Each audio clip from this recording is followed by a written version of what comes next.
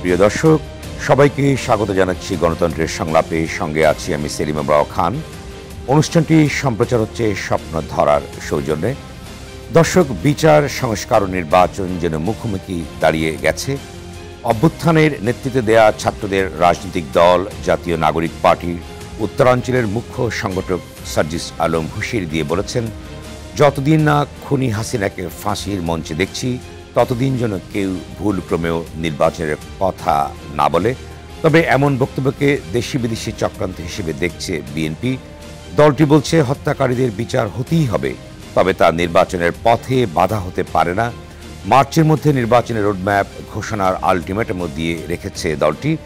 এদিকে সংস্কার ছাড়া নির্বাচন হলে তা আবারও ফ্যাসিজমের জন্ম দেবে বলে মনে করছেন বিশ্লেষকদের কেউ কেউ। এমন প্রেক্ষাপটে দর্শক, আজ আমাদের আলোচনা বিষয়ে বিচার, সংস্কার নাকি নির্বাচন। আর এই বিষয়ে আলোচনার জন্য আজ আমাদের সঙ্গে স্টুডিওতে আছেন বিএনপি নেতা ও শিক্ষক মোশাররফ ঠাকুর, জাতীয় নাগরিক পার্টির যুগ্ম আহ্বায়ক মনিরা শারমিন এবং সাংবাদিক ও কলাম লেখক সোরাব হাসান। দর্শক, অনুষ্ঠানে প্রশ্ন করতে অথবা মতামত জানতে ফোন করুন টেলিভিশনের পর্দায় দেখা নম্বরে অথবা লিখুন ফেসবুকে। জানিয়ে রাখছি, অনুষ্ঠানটি ফেসবুকে সরাসরি সম্প্রচার হচ্ছে। যাচ্ছে মূল আলোচনা বিষয় বিচার, সংস্কার নাকি নির্বাচন। প্রথমে আমি যাচ্ছি মনিরা শারমিন, আপনার কাছে যাচ্ছি। শেখ হাসিনার বিচারের আগে নির্বাচনের কথা কেন বলা যাবে না বলে আপনারা মনে করছেন, আপনাদের দল কেন মনে করছে? দেখুন, আজকের যেই পরিস্থিতিটা, আমাদের আজকে জাতীয় নাগরিক পার্টির প্রথম কর্মসূচি ছিল। তো প্রথম কর্মসূচি, এবং আমরা প্রথমেই এই কর্মসূচি শুরু করেছি হচ্ছে জাতীয় স্মৃতিসৌধে পুষ্পস্তবক অর্পণের মাধ্যমে, এবং এরপরে রায়েরবাজার বধ্যভূমিতে, যেখানে এই জুলাই 24 অভ্যুত্থানের যে বেওয়ারিশ লাশগুলো গণকবর যেটা, সেটা জিয়ারতের মাধ্যমে। তো এখানে আমাদের সাথে শহীদ পরিবারের যারা, তারাও ছিলেন, এবং আমাদের যারা নেতৃবৃন্দ সকলেই ছিলেন। তো সেই জায়গা থেকে একটা আবেগঘন পরিবেশও তৈরি হয়েছিল। তো সেই জায়গা থেকে আমাদের সার্জিস আলম উনি বলেছেন যে আসলে নির্বাচন এবং বিচার একটা বিষয়। এখন ঘটনা হচ্ছে যে আমরা আসলে গত 6 মাসে বিচারের কিন্তু খুব বেশি দৃশ্যমান কোনো অগ্রগতি দেখিনি সেই জায়গা থেকে। এবং বাংলাদেশের গত 15 বছরের আপনি সংস্কৃতি যদি লক্ষ্য করেন, বাংলাদেশের সাধারণ জনগণের কিন্তু বিচারের উপরে, মানে বাংলাদেশের বিচার ব্যবস্থার উপরে খুব বেশি আস্থা নাই। কারণ আমরা কখনো দেখিনি বিচার দীর্ঘদিন ধরে চলছে। তো সেই জায়গা থেকে আমরা বিচার যে কোনো একটা গুরুত্বপূর্ণ ঘটনা, বিভিন্ন সময় আমরা তনু হত্যা দেখেছি, তারপরে আপনার বিভিন্ন ধর্ষণ মামলা। আপনাদের কনফিউশনটা কেন? কারণ অন্তর্বর্তী সরকার তো বলা হচ্ছে যে ছাত্ররা যারা গণঅভ্যুত্থান দিয়েছিল তাদেরই নির্বাচিত এবং তারাই এই সরকার নির্ধারণ করেছে। তাহলে আপনাদের সংশয়টা কেন যে দৃশ্যমান উন্নয়ন কেন আপনারা দেখছেন না? দেখেন, অন্তর্বর্তীকালীন সরকারে আমি যদি বলি যে ডক্টর মোহাম্মদ ইউনূস স্যার, উনি তো আসলে মানে সাধারণ ছাত্র যারা অভ্যুত্থানের রিপ্রেজেন্টেটিভ, এবং তাদের তাদেরই মনোনীত ব্যক্তি। কিন্তু বিষয়টা হচ্ছে যে এই বাকি যারা উপদেষ্টা মণ্ডলী আছেন, তারা তো আসলে সবাই যে আসলে যদি বলি যে ছাত্রদের মনোনীত, তাহলে তো বললে ভুল হবে।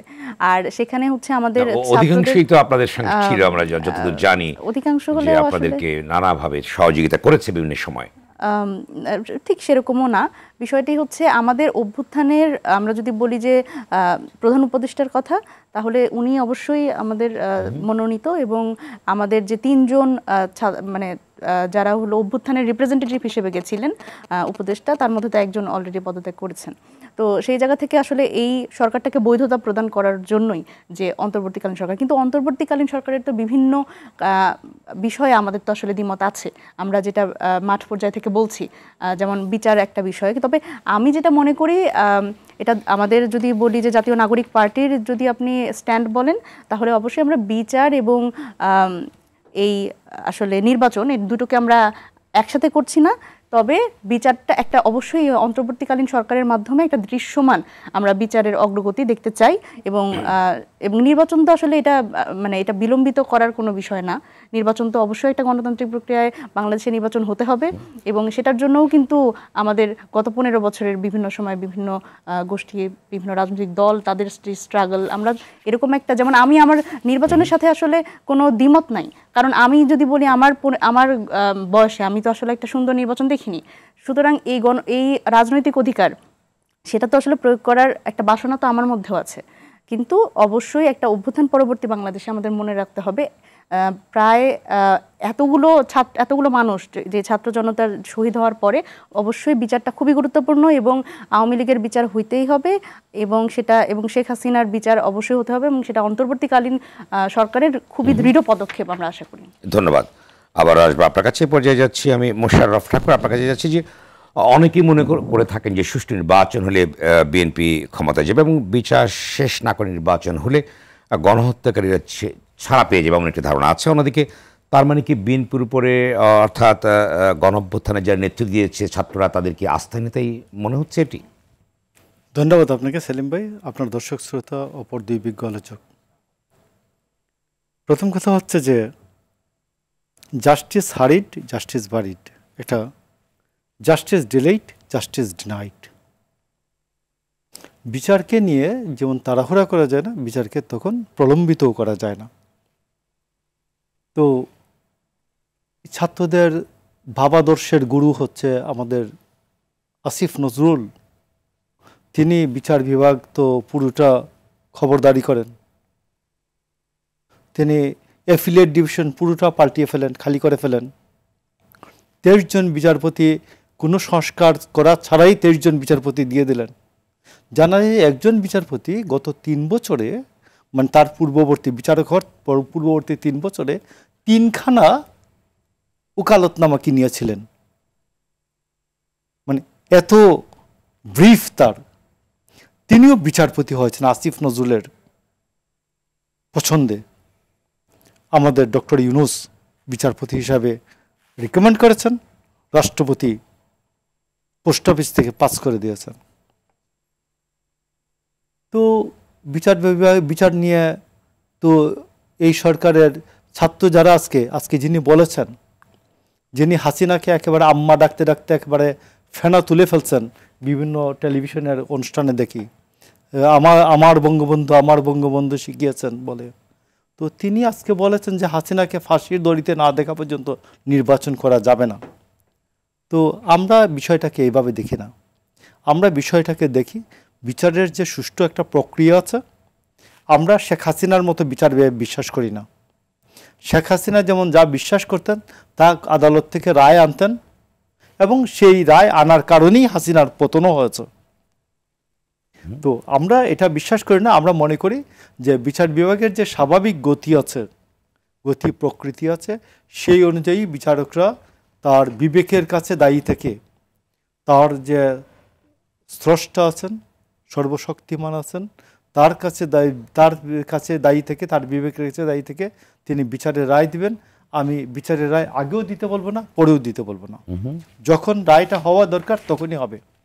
আর এই বিচারের সাথে নির্বাচন বা অন্যান্য কোনো কাজই শর্তযুক্ত হতে পারে না।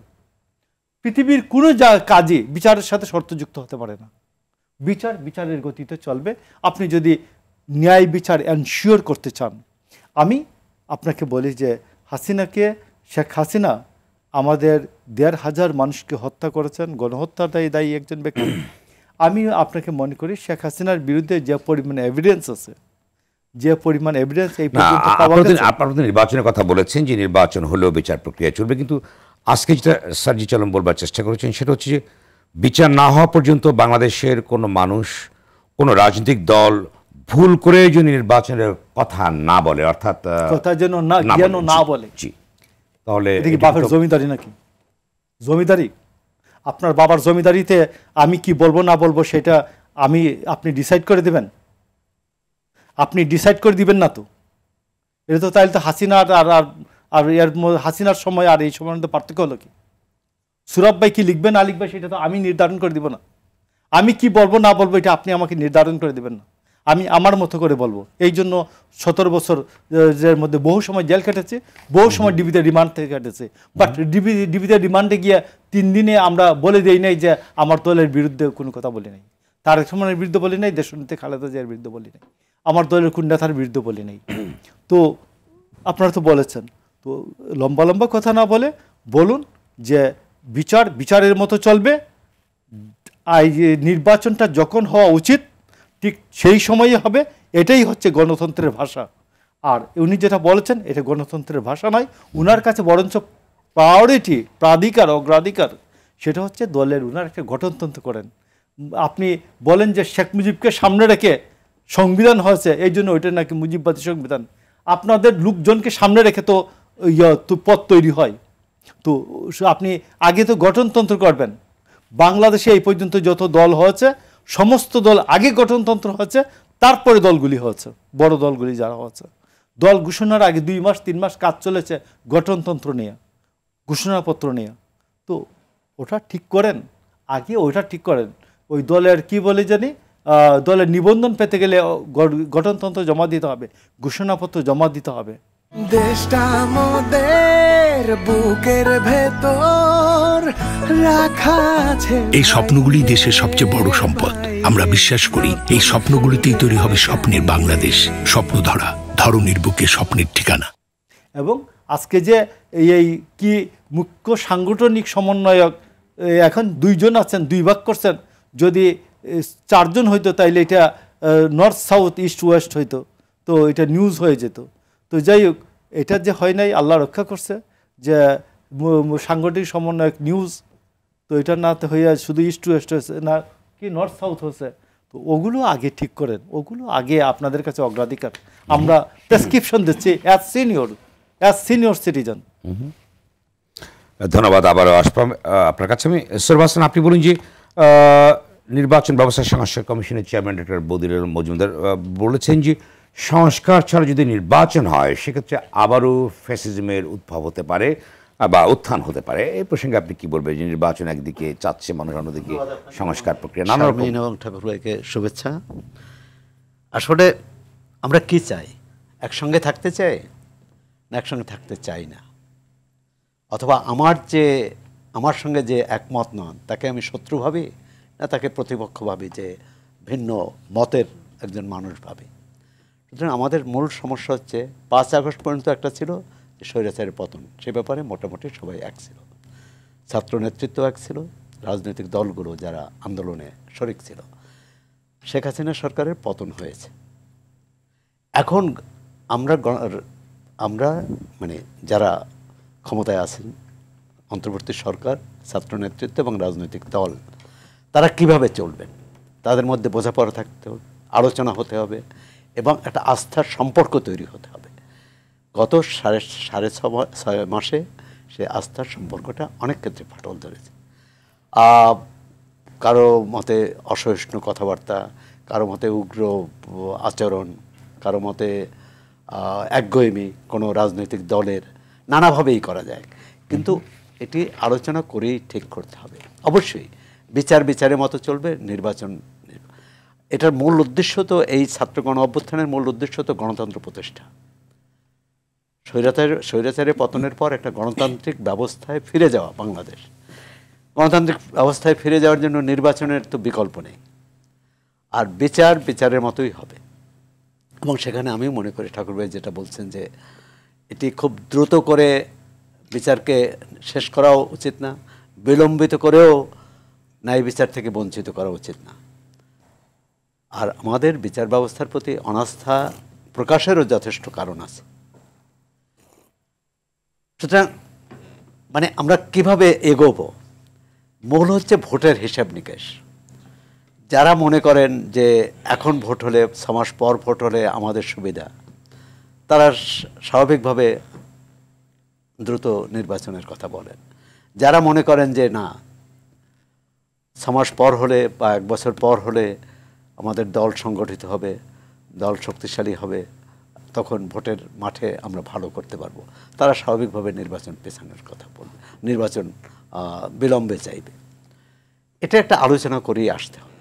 এমন না যে নির্বাচন, এই নির্বাচন তো এরকম না যে আমিডামি নির্বাচন হবে না বা বিনা ভোটের নির্বাচন হবে।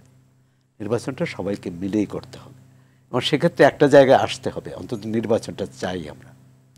এখন নির্বাচনে যদি না চাই, আর আমি মনে করি একজন নেতা, তরুণ নেতা, সে এটা আবেগের বহিঃপ্রকাশ, যে বলছে যে যেটা শারমিনও বললেন যে সেখানে শহীদ পরিবার ছিলেন এবং সেক্ষেত্রে কিন্তু একটা বিষয় এই যে আমরা বলি যে ১,৫০০ বা ২,০০০-এর কাছাকাছি, কিন্তু তালিকাটা কিন্তু এখনো করা গেল না।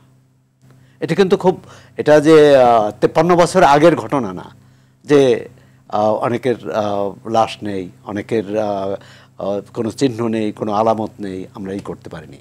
এটা বোধহয় এই অন্তর্বর্তী সরকার এবং ছাত্র নেতৃত্ব, এমনকি রাজনৈতিক দল, এটা সবারই দায়িত্ব ছিল যে পূর্ণাঙ্গ তালিকাটা করা। আপনারা দেখেন যে এই গত সপ্তাহেও আহতরা প্রধান উপদেষ্টার কার্যালয়, এই তার বাসভবনে যে ধর্ণা দিয়েছেন। মানে এই তাহলে সরকার শুধু বিচার ব্যবস্থার ক্ষেত্রে না, অন্যান্য ক্ষেত্রেও তো তার সক্রিয়তা লক্ষ্য করা যাচ্ছে না। তার এক ধরনের রুটিন ওয়ার্ক যেটা মানে আইন শৃঙ্খলা রক্ষা করা, জনগণের নিরাপত্তা দেওয়া, সেক্ষেত্রেও তো তাদের ব্যত্যয় আছে। এখন এই পরিবেশটা যদি নিশ্চিত না হয়, স্বাভাবিক পরিবেশ যদি না হয়, তাই নির্বাচন তো হবে না এবং বিচারও হবে না। হবে না মানে বিলম্বিত হবে, বা বিচার যদি আমরা নিশ্চয়ই কাঙ্গারু বিচার চাই না। না সরাসরি নির্বাচন প্রক্রিয়া যদি সুষ্ঠুভাবে সম্পন্ন হয় তাহলে তো কয়েক বছর সময় লেগে যেতে পারে। তাহলে সেক্ষেত্রে কি নির্বাচনে কি নির্বাচন প্রক্রিয়া না, বিচার প্রক্রিয়া, বিচার প্রক্রিয়া, তো নির্বাচনে কি পিছিয়ে যাবে তাহলে? না, পিছিয়ে যাবে না, সেটা কিন্তু শারমিনও বলেননি। এতে একজন নেতা মাঠের বক্তৃতা আর টেবিলের বক্তৃতা বা যুক্তিতর্কে আসা বা একটা সিদ্ধান্তে আসা, সমঝোতায় আসা, দুটো কিন্তু আলাদা। মাঠে এরকম তো অনেক বক্তৃতা অনেকে দিয়েছেন। এখন তো যেমন বিএনপি থেকে তো এই কথাও বলা হয় যে এই সরকার যদি নির্বাচন না দিতে পারে তাহলে এই সরকার বদল করে আমরা তত্ত্বাবধায়ক সরকারের অধীনে নির্বাচন আদায় করব। আচ্ছা, তাহলে আরেকটা প্রশ্ন, যে বিচার নিয়ে তাহলে যারা আন্দোলনকারী ছাত্রদের ভিতরে এত সংশয়টা কেন সৃষ্টি হচ্ছে বারবার? বিচার না, সংশয় না, তারা বিচারটাকে অগ্রাধিকার দিতে চায়। তারা যেটা শারমিন বললেন যে দৃশ্যমান অগ্রগতি হয়নি। এখন অগ্রগতি না হওয়ার যথেষ্ট কারণ আছে। আমার মনে হয় যে এটিও ছাত্র নেতৃত্বের দেখা উচিত যে যেভাবে মামলাগুলো হয়েছে সেটাই তো প্রথম ভুল পদক্ষেপ, যে গয়রাহ মামলা। আওয়ামী লীগের সময় ছিল আপনার গায়েবী মামলা, মানে ঘটনা ঘটেনি সেটাই। আর যার সাথে, যে ঘটনার সাথে কোনো রকম সম্পর্ক নেই, আপনি ধরেন দিনাজপুরের একজন নেতাকে, আওয়ামী লীগ নেতাকে ঢাকার কোনো হত্যাকাণ্ডের তার আসামি করলেন, অথবা ঢাকার হত্যাকাণ্ডের জন্য দিনাজপুরের একজন আওয়ামী লীগ নেতাকে আসামি করলেন, তাহলে তো এই বিচার তো হবে না। তাহলে মামলাগুলো হলো কিভাবে, কারা করলো? তাহলে মামলাগুলো হলো কি বলে আমরা সংবাদ মাধ্যমে যেভাবে দেখেছি, পুলিশই তো প্রথম মামলার উদ্যোক্তা। এমনও ঘটনা ঘটেছে যে ৫ আগস্টের আগে পুলিশ মামলা করেছে একই হত্যাকাণ্ডের। ৫ আগস্টের আগে তো হত্যাকাণ্ড, একই হত্যাকাণ্ডের, যেমন যাত্রাবাড়ির হত্যাকাণ্ড, এই ঢাকা কলেজে নিউ মার্কেটে যে হত্যাকাণ্ড হয়েছে, ৫ আগস্টের আগে আসামি ছিল বিএনপি জামাতের নেতারা। একই হত্যাকাণ্ড, ৫ আগস্টের পরে আসামির নাম বদল হয়েছে, দল বদল হয়েছে, আওয়ামী লীগের নেতাগণ। মানে তাহলে নাম দল বদল, দল বদল, তাহলে সেক্ষেত্রে বিচার, কারণ একই হত্যা মামলায়, এবং এমনও হয়েছে একই হত্যা মামলার একই হত্যার ঘটনায় একাধিক মামলা হয়েছে। এই মামলা তো আদালতে টিকবে না কোনোভাবে।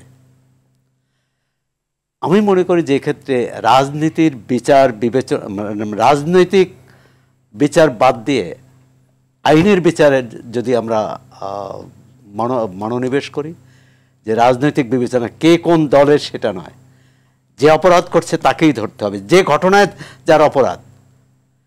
একজন মানুষ যদি একটা হত্যাকাণ্ড করে, আমাদের এখন যে ফৌজদারি আইন, তাতে তো তার মৃত্যুদণ্ড হয় যদি সেটা প্রমাণ করা যায়। তার জন্য তো ২০০ মামলা করার দরকার হয় না, ২০০ হত্যাকাণ্ডকেই তাকে করা, মানে তাকে অভিযুক্ত করা।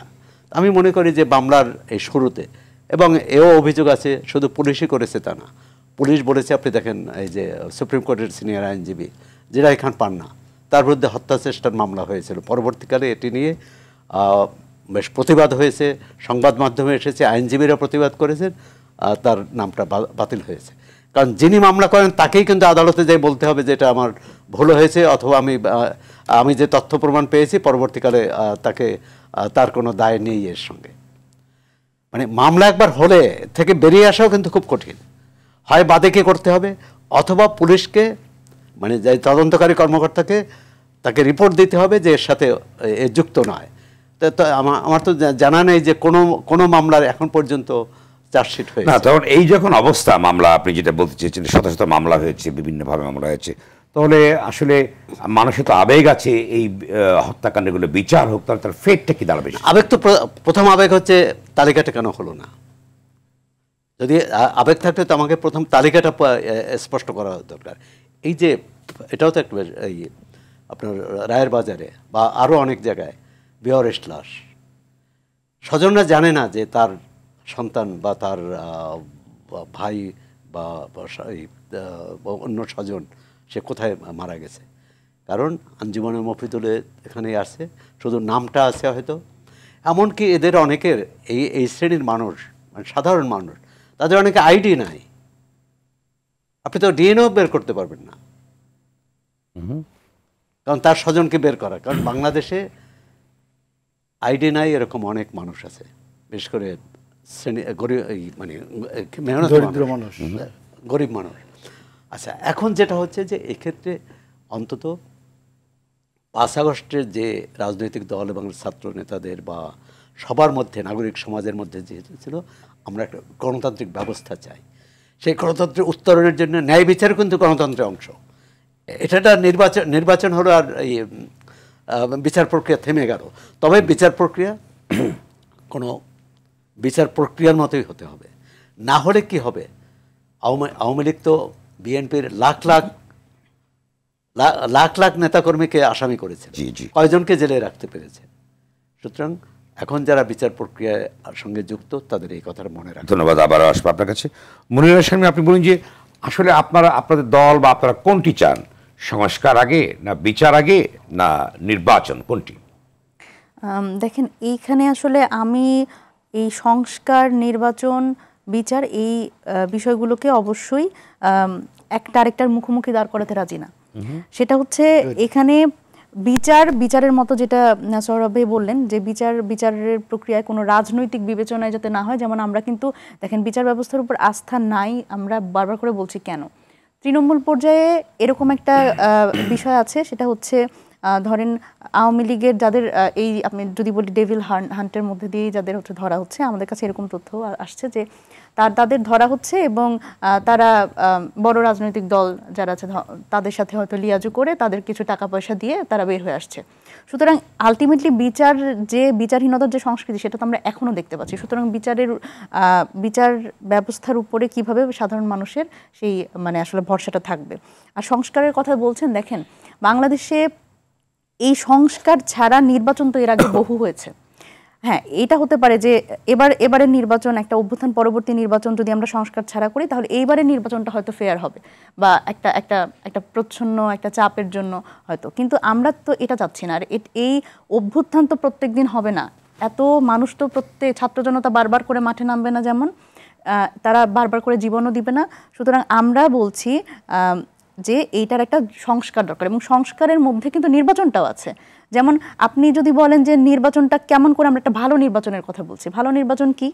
ভালো নির্বাচন হচ্ছে আমাদের যেই পুলিশ আছে, আইন শৃঙ্খলা রক্ষাকারী বাহিনী আছে, যারা আসলে এই প্রসেসটার সাথে জড়িত, এখানে আমলারা আছেন যারা আসলে এই দায়িত্বটা পালন করবেন। দেখেন 18-র নির্বাচনের কথা যদি আমরা বলি, সেই একই আমলাতন্ত্রে যারা জড়িত এবং যারা আসলে 18 নির্বাচনে এরকম একটা রাতের ভোট করেছে, তাদের দিয়ে কি আমরা আবার এই 24 পরবর্তী একটা নির্বাচন করতে পারবো? সুতরাং এখানে যেরকম জনপ্রশাসন সংস্কার দরকার, পুলিশের সংস্কার দরকার। যেই পুলিশ মামলা নিতে ঢিলামি করেছে, যেই পুলিশ একটা সরকার প্রধানের মানে একদমই ডিরেক্ট নির্দেশে তারা হচ্ছে সাধারণ মানুষের উপর গুলি চালিয়েছে, সেই পুলিশই আবার যখন আমরা মামলার কথা দেখেছি, তখন যখন শহীদ পরিবার মামলা করতে গিয়েছে, পুলিশের উপরেই মামলা নিবে। এটা তো অস্বাভাবিক। পুলিশ মামলা নিতে চায়নি, পুলিশ মামলা নিতে ঢিলামি করেছে। তো সুতরাং এই সেম একটা ব্যবস্থার কথাই আমরা বলছি, বারবার করে আমরা বলছি যে ফ্যাসিবাদী ব্যবস্থা। আমরা মনে হয় এই ভাষাটাই বারবার করে বলছি, কিন্তু আমরা অন্যান্য রাজনৈতিক দলকে বোঝাতে পারছি না। দেখেন, আমি মনে করি যে এই 3 আগস্টের যেই ঘোষণা আমাদের নাহিদ ইসলাম দিয়েছে, যে ফ্যাসিবাদী এক দফার ঘোষণা, যেটা ফ্যাসিবাদী ব্যবস্থার বিলোপ ও নতুন রাজনৈতিক বন্দোবস্ত। দেখেন, ফ্যাসিবাদী ব্যবস্থা তো বিলোপটা তো এখনো হয় নাই, এবং আমরা তো এই সিস্টেমের সংস্কার চেয়েছি। দেখেন 2018 সালে যখন আমরা কোটা সংস্কার আন্দোলন করেছি, আমরা নিরাপদ সড়ক আন্দোলন করেছি, আপনার মনে থাকবার কথা যে আমরা রাস্তার মধ্যে ছাত্ররা ব্যারিকেড দিয়ে লিখেছে রাষ্ট্রের মেরামত চলছে। সুতরাং এই সংস্কারের কথা যে আমরা 2024 সালে এসে বলছি, ব্যাপারটা কিন্তু তা না। আমাদের এই জেনারেশন, আমরা বলি যে আমাদের গত 15 বছরে যারা আসলে বিভিন্ন বিশ্ববিদ্যালয়ে পড়াশোনা করেছে, বিভিন্ন স্কুল কলেজের স্টুডেন্ট, তারা কিন্তু এই স্ট্রাগলের মধ্যে দিয়ে গেছে। তারা কিন্তু বারবার করে বিভিন্নভাবে বোঝানোরই চেষ্টা করেছে যে এই রাষ্ট্রের একটা গুণগত সংস্কার প্রয়োজন। এই সংস্কারের মধ্যে নির্বাচন যেমন আছে, এই সংস্কারের মধ্যে যেমন বাংলাদেশের যেই বিভিন্ন ইনস্টিটিউশনগুলো আছে সেগুলো যেরকম ধ্বংস হয়েছে, সেগুলোর যেরকম এক ধরনের সংস্কার দরকার। আপনি সেটা বলেন দুর্নীতি দমন কমিশন, সেটা পুলিশ, সেটা জনপ্রশাসন, সকল ক্ষেত্রে বিচার ব্যবস্থা। দেশটা আমাদের বুকের ভেতর রাখা আছে। এই স্বপ্নগুলি দেশের সবচেয়ে বড় সম্পদ। আমরা বিশ্বাস করি এই স্বপ্নগুলিতেই তৈরি হবে স্বপ্নের বাংলাদেশ। স্বপ্ন ধরা, ধরনীর বুকে স্বপ্নের ঠিকানা। পর্যায়ে আমি যাচ্ছি মোশাররফ ঠাকুর, আপনার কাছে আমি যাচ্ছি। আপনি বলুন যে আসলে বিএনপি কি চায়? যেমন ছাত্ররা বলবার চেষ্টা করেছে যে সংস্কারটি অত্যন্ত জরুরি। যদি এবার যেটি সামনে বলবার চেষ্টা করলেন যে নির্বাচন যদি এবার সংস্কার ছাড়া হয়, হয়তো সুষ্ঠু নির্বাচন হবে, কিন্তু ভবিষ্যতে সেই একই প্রক্রিয়া ধারা থেকে যাবে। সুতরাং সংস্কারটির উপরে তারা সবচেয়ে বেশি গুরুত্ব দেবে। আমি আপনাকে একটা কথা বলি, একটা দেশে মানুষের অধিকার কতটুকুন থাকবে, এটা ওই দেশের মানুষের যে ক্যারেক্টার আছে, ওই দেশের মানুষের যে সক্ষমতা, অধিকার রক্ষার সক্ষমতা, এটার উপর নির্ভর করে। আমি আপনাকে বলছি, আপনি নিশ্চয়ই স্বীকার করবেন যে বাংলাদেশ থেকে ভারতে সাংবিধানিকতা এগুলো অনেক বেশি কার্যকর। তারপরে আপনি মনে করে দেখুন ছাড়ু মজুমদারদের নকশালবাড়ি আন্দোলনের সময় আপনি দেখেন যে একটা ক্যারেক্টার আছে, একটা সিনারিও আছে, যে উপরে ছাদের উপরে নিয়ে যাওয়া হতো আসামি, ছাদের উপর থেকে পুলিশের ভয়ে লাফ দিয়ে আত্মহত্যা করেছে, মরে গেছে। আপনার মনে আছে 2013 সালে আপনার ঠিকানা টাওয়ার, এই যে পুরানা পল্টন ঠিকানা টাওয়ারের 10 তলা থেকে জামাতের একজন কর্মীকে পুলিশ ফেলে দিয়ে হত্যা করে পুলিশ বলে যে সে পুলিশের ভয়ে এসে ছাদ থেকে লাফ দিয়ে পড়ে মরে গেছে। আপনি এটা শুনেছেন তো? তো এখন এইগুলা কি সংবিধান এবং সাংবিধানিকতা আটকায়? এই যে এইগুলা কি সংবিধান এবং সাংবিধানিকতা আটকায় না। আটকানোর জন্য আপনাকে দরকার হচ্ছে পেনাল কোডকে শক্ত করা, পুলিশ রেগুলেশন অফ বেঙ্গল বা পুলিশ রেগুলেশন অফ বাংলাদেশ এটাকে ঠিকঠাক করা, আপনার ফৌজদারি কার্যবিধিকে ঠিক করা, আপনার এভিডেন্স অ্যাক্ট মানে সাক্ষ্য আইন এটা ঠিক করা। তো আমি বহুবার বলেছি, এটা পেনাল কোড আমাদের দণ্ডবিধি ব্রিটিশ আমলে 1862 সালের বা 60 সালের যে দণ্ডবিধি, 1935 সাল থেকে কাজ হয়, 1960 সালে দণ্ডবিধিটা পাশ হয় এবং 2 বছর বিলম্বে এটা কার্যকর হয়। 1898 সালে প্রায় 25 বছর কাজের পরে ফৌজদারি কার্যবিধি অ্যাডপ্ট হয় এবং আপনার সাক্ষ্য আইন এটা এইরকমই কাছাকাছি সময়। তো এই জন্য আপনাকে বলছি যে আপনি ওইগুলি যদি করতে যান, শুধু পেনাল কোডটা সংশোধন করতে যান, আপনার হাতে 10 বছর সময় লাগবে।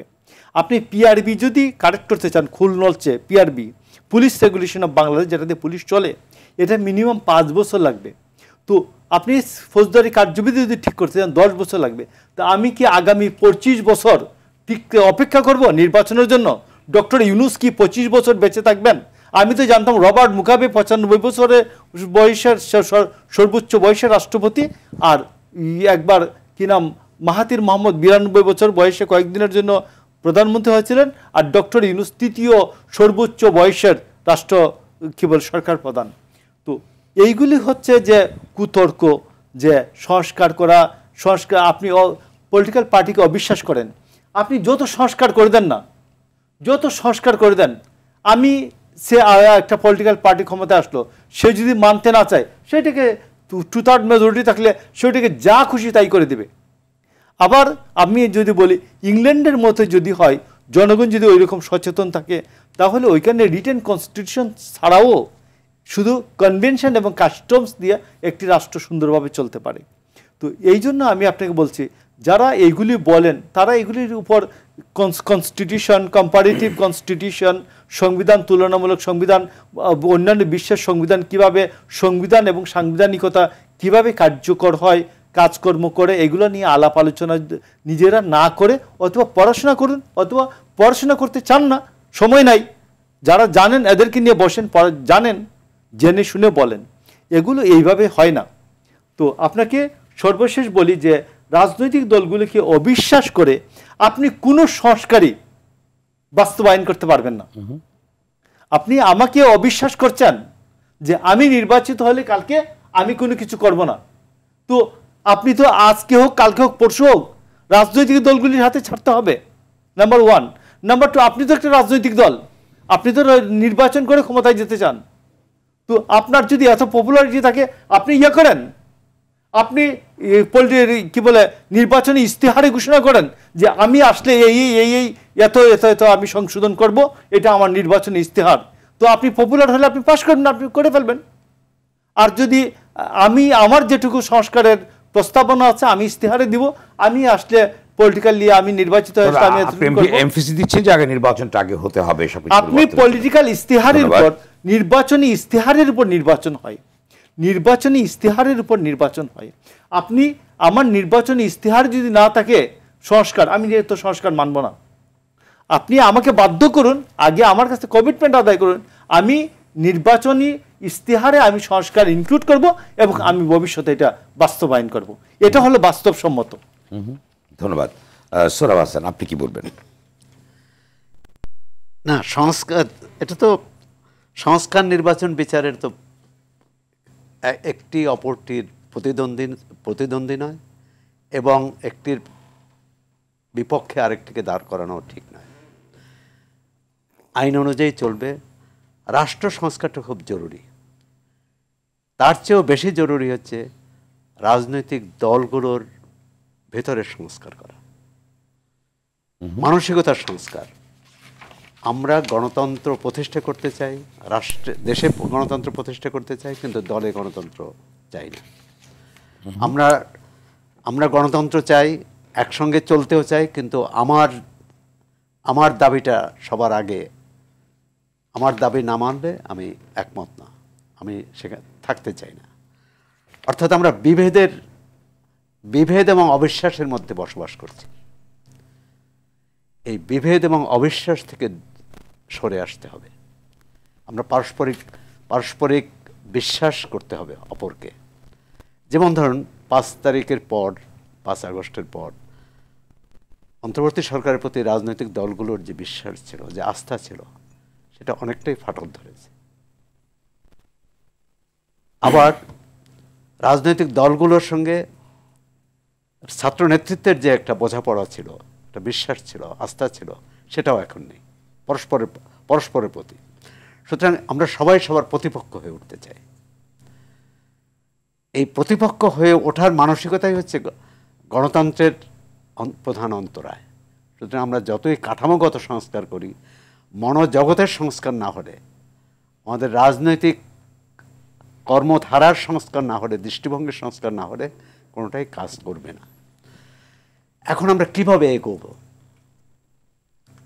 আর আমাদের এখানে মানসিকতা হয়েছে না, জনাব সোহরাব হাসান, বেশ কিছু মৌলিক বিষয় কিন্তু 5ই আগস্টে যে গণঅভ্যুত্থানের পরে কিন্তু উত্থাপিত হয়েছে। যেমন এই বর্তমান দলটি চেয়েছে, যারা শারমিন আছে, নতুন দলটি চেয়েছে যে তারা সেকেন্ড রিপাবলিক করতে চায়, এবং নাহিদ ইসলাম বলেছেন যে নতুন প্রজাতন্ত্র গড়ার ভিতর দিয়ে নতুন বাংলাদেশ বিনির্মাণ করবে। বেশ কিছু মৌলিক বিষয় কিন্তু তারা নিয়ে এসছে। এটা সেই ক্ষেত্রগুলোকে আপনি কি মূল্যায়ন করবেন? এটা কি নতুন কথা?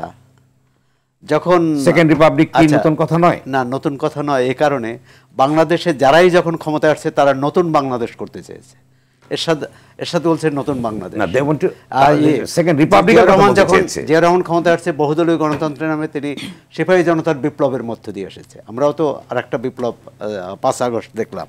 সুতরাং সবাই নতুন করে এটি ওই দলের জাতীয় নাগরিক পার্টির তার রাজনৈতিক ইস্তেহার, তার রাজনৈতিক ঘোষণা হিসেবে আমরা নেই। এটি জনগণ গ্রহণ করলে তারা জনগণের কাছে যাবে, জনগণ গ্রহণ করলে সেটি গ্রহণ করবে। 19 দফা এবং তারা তো গণপরিষদ নির্বাচন চাচ্ছে তারা। আচ্ছা, এখানে ঠাকুরভাই আছে। 19 দফা কর্মসূচি ঘোষণা হয়েছে, তখন বিএনপি কিন্তু ছিল না। জিয়াউর রহমান সামরিক শাসক হিসেবে 19 দফা কর্মসূচি ঘোষণা করেছিলেন। বিএনপি পরে তাদের তাদের কর্মসূচি হিসেবে এটা নিয়েছে। এখন নতুন দল তারা একটা কর্মসূচি দিতে পারে, ঘোষণাপত্র দিতে পারে যে সেটা যদি জনগণ গ্রহণ করে এবং সেই কর্মসূচি জনগণের কাছে যাবে। কিন্তু এমন যদি বলা হয় যে এটা না হলে আমরা না, কিন্তু যে বিষয়টি এসছে যে অর্থাৎ লোকাল গভর্নমেন্ট নির্বাচনটা কিন্তু অর্থাৎ আগে করবার জন্য কিন্তু তাদের দাবি আছে কোনো কিছু রাজনৈতিক দলের। সুতরাং এক্ষেত্রে কি যে ব্যবধানটা কোনো রাজনৈতিক খুব একটা এটা নিয়ে খুব পার্থক্য মানে সমস্যা হবে না এটা মনে করি। আজকেই একটি পত্রিকায় রিপোর্ট হয়েছে যে সরকার স্থানীয় সরকার নির্বাচন থেকে সরে আসছে, জাতীয় সরকার নির্বাচনই আগে করার চিন্তা করছে। দুটো কারণে, এক হচ্ছে নির্বাচন কমিশন কিন্তু বলে দিয়েছে যে তারা জাতীয় নির্বাচন করারই প্রস্তুতি নিচ্ছে। দ্বিতীয় হচ্ছে ওই পত্রিকার ভাষ্য অনুযায়ী সরকারের গোয়েন্দা সংস্থাগুলো সরকারকে জানিয়েছে স্থানীয় সরকার নির্বাচন হলে যে অস্থিরতা দেখা দেবে, যে সংঘাত হবে, সংঘর্ষ হবে, রক্তপাত হবে, সেটি সামাল দেয়া যাবে না। সুতরাং মানে এর বিপক্ষে তারা মত দিয়েছে। এখন কোনটি শেষমেশ দাঁড়ায়, আর ছাত্র নেতৃত্ব বা অন্যান্য দল জামাত ইসলাম সহ তারা কিন্তু স্থানীয় সরকার নির্বাচনের ব্যাপারে প্রথম খুব অনড় ছিল, কিন্তু পরবর্তীকালে তার থেকে কিন্তু অনেকটাই সরে এসেছে। এখন অতটা জোরালোভাবে বলে না। আর সমস্ত আয়োজনটা কিন্তু এখন জাতীয় নির্বাচনের দিকেই। এ কারণে নতুন যে দল হয়েছে তারাও জাতীয় নির্বাচনকে সামনে রেখেই করেছে, স্থানীয় সরকার নির্বাচন নয়। এবং আমরা যে গণতান্ত্রিক ধারায় যেতে চাই সেজন্য কিন্তু জাতীয় নির্বাচন দরকার হবে। আরেকটি এই সরকারের জন্য সমস্যা, এর আগে অনির্বাচিত যতগুলো সরকার এসেছে সব সরকার প্রথমে স্থানীয় সরকার নির্বাচন করেছে, সেনা সমর্থিত এই ১/১১ সরকার সহ, যে তারা একটা নিজেদের একটা রাজনৈতিক অভিলাষ ছিল। কিন্তু এই সরকার তো বলছে তাদের কোনো রাজনৈতিক অভিলাষ নেই, তাহলে স্থানীয় সরকার নির্বাচন কেন আগে করবে তারা? ধন্যবাদ। মনিরা শামীম, আসলে আপনারা কোন নির্বাচন আগে চাইছেন? যিনি সোহরাব হোসেন বলার চেষ্টা করলেন যে সরকার চাইছে এখন অবস্থা থেকে সরে এসছে এবং তারা জাতীয় নির্বাচন আগে চাইছে, কিন্তু আপনাদের রাজনৈতিক এজেন্ডাটা কি, লক্ষ্যটা কি, কোনটা আগে? আপনার গণপরিষদের কথা বলা হচ্ছে এবং লোকাল গভর্নমেন্টের কথা বলা হচ্ছে, আসলে আপনাদের রাজনৈতিক লক্ষ্যটা কি? আচ্ছা, আমি একটু সেকেন্ড রিপাবলিক দিয়ে আসি। আসলে বিষয়টা হচ্ছে যে আমরা এই সেকেন্ড রিপাবলিকের কথা যেটা সোহরাব ভাই বললেন ওইটার সাথে আমি একদমই একমত, যে সেকেন্ড রিপাবলিক যে মানে ব্যাপারটা আমরা যখনই সেকেন্ড রিপাবলিক বলছি মনে হচ্ছে যে মানে কি হয়ে গেল এরকম একটা ব্যাপার। আসলে ব্যাপারটা মোটেও এরকম না। সেকেন্ড রিপাবলিকটা যেটা আসলে বিষয়টা হচ্ছে একটা আমরা শাসন ব্যবস্থার কাঠামোগত পরিবর্তন চাই। যেমন আমরা দেখেছি যে যেমন আমরা যদি অন্যান্য দেশের দিকে তাকাই, তিউনিশিয়ার দিকে তাকাই, সাউথ কোরিয়ার দিকে তাকাই, আমরা যদি ফ্রান্সের দিকে তাকাই, সেখানেও কিন্তু এরকম ফার্স্ট, সেকেন্ড, থার্ড এবং সিক্স পর্যন্ত রিপাবলিক চলছে। সুতরাং সেকেন্ড রিপাবলিক বলতে আমরা যে নতুন রাজনৈতিক বন্দোবস্তের কথা বলছি এবং নতুন বাংলাদেশের কথা বলছি, সেই বাংলাদেশটাই হচ্ছে আমরা আমরা এই সেকেন্ড রিপাবলিক বলতে বোঝাচ্ছি। দেখেন, একটা স্বৈরতান্ত্রিক ব্যবস্থা থেকে আমরা গণতন্ত্রের দিকে আসছি, এটাকেই আমরা বলছি সেকেন্ড রিপাবলিক। এবং গণতন্ত্রটা প্রতিষ্ঠিত হতে হবে এবং সেটা ন্যূনতম যেগুলো সংস্কারের কথা আমরা বলছি, আমরা একটা রাষ্ট্রের সংস্কার, সেই ধরনের সংস্কারের কথাই বলছি এবং সেইটাই আমাদের আসলে ঘোষণাপত্রে আপনি দেখবেন যে সেটাই আমরা প্রতিফলন করার চেষ্টা করা হয়েছে।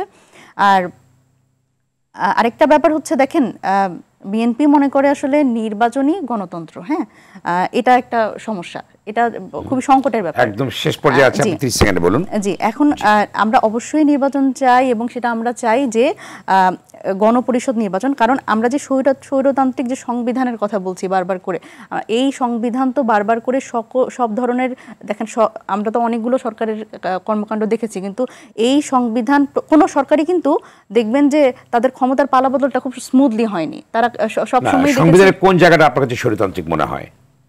এই সংবিধানে আপনি যদি বলেন সকল ক্ষমতার উৎস সেটা জনগণ, সেই প্রতিফলনটা কোথায়? সকল ক্ষমতার উৎস তো জনগণ না। এখানে সকল ক্ষমতার উৎস আপনি আপনি সরকার প্রধানকে দিয়ে রেখেছেন। আপনি এইখানে হচ্ছে আপনি না, আপনাদের সংবিধানকে পরিবর্তন করতে চান, সেখানে কেন পরিবর্তন করছেন? এটা একটা বড় প্রশ্ন। আপনি যদি 5 সেকেন্ডে পারেন যদি উত্তর দিন। না, এটা তো এখন বিষয়টা হচ্ছে আমরা সংবিধান সংস্কার কমিশনে কিন্তু 69 দফা দিয়েছি। আমরা আসলে সংস্কার, কিন্তু আপনি তো পরিবর্তনের কথা বলছেন। না, আমরা যেগুলো মৌলিক বিষয়, যেমন যদি অধিকারের ব্যাপারে সংস্কার না পরিবর্তন, আমরা নতুন করে সংবিধান প্রণয়নের কথা বলছি এবং মৌলিক বিষয়গুলো রেখে অবশ্যই পরিবর্তন হতে পারে। ধন্যবাদ। পরবর্তী পর্যায়ে আলোচনা করা যাবে। ধন্যবাদ আপনাদের তিনজনকে আলোচনা অংশ নেবার জন্য। দর্শক, স্বপ্ন ধরা নিবেদিত গণতন্ত্রের সংলাপ আজ এ পর্যন্তই। সঙ্গে থাকবার জন্য ধন্যবাদ সবাইকে।